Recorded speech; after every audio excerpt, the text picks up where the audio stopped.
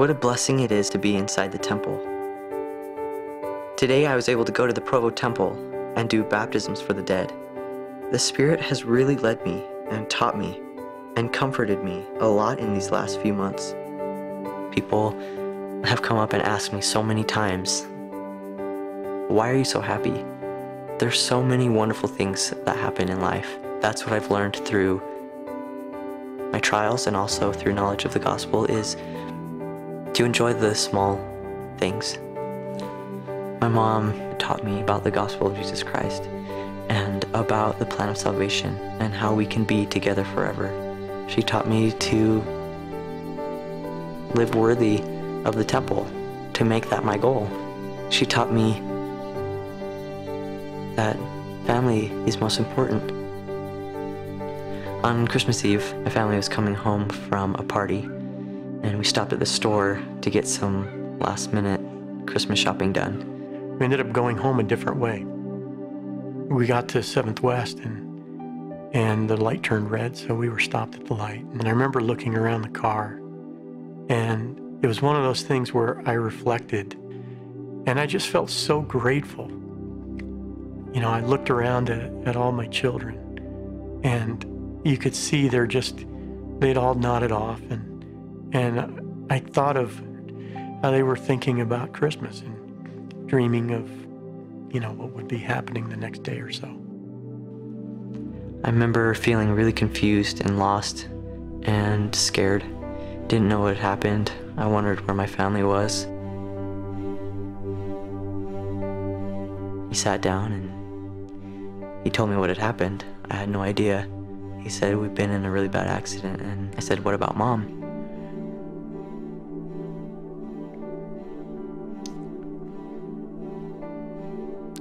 And I just looked at him and I said, she didn't make it. There was just silence.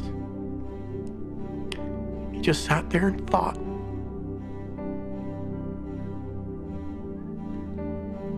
And then I said, what about Ian and Julie? And after a long pause, I said, neither did Ian. And neither did Julie. And he smiled. One tear ran down his cheek. And he said, it's okay, Dad. We're still a family.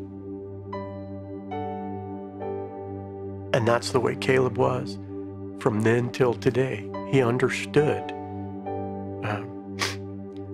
what it was all about. The Spirit that was there with me in that hospital room was incredible. And it told me through just an overwhelming sense of peace that I was going to see them again. It's not just about the here and now, it's about eternity. And a knowledge of the plan of salvation has really taught me a lot of things. I've been able to grow closer to the Savior. He can stretch our hearts and give us a greater capacity to love. The key to anything is to keep an eternal perspective. That's how I'm getting through life now and how I'll get through it in the future. What does it mean to have eternal perspective? It means to remember there are more important things than just the here and now.